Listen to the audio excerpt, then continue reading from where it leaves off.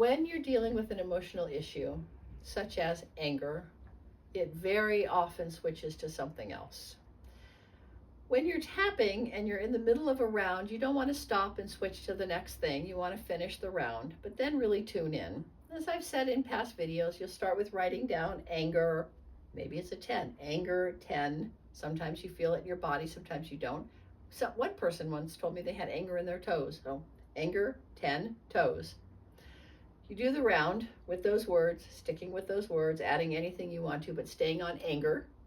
And then when you get done and you take a breath and you sit and you do that listening thing, often it changes to something else. So you want to make sure that when we call that aspect, so when you're tapping, you want to make sure you're always on the right target. So that's right aspect. You start with anger, very often it turns to sadness or hurt. So you want to make sure that you're tapping on the right thing. The next time you would say, even though I have this hurt of a blah, blah, right? Also, I don't switch aspects. Even if another one comes into my mind, I don't switch until I'm at 0 with the first one. So I always try to get to 0 with no matter what it is.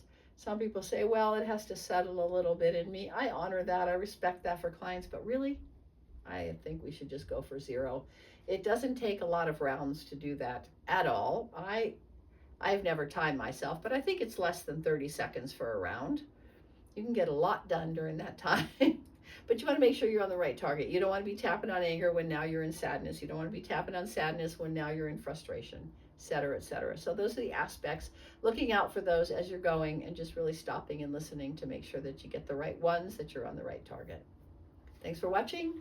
Please subscribe below.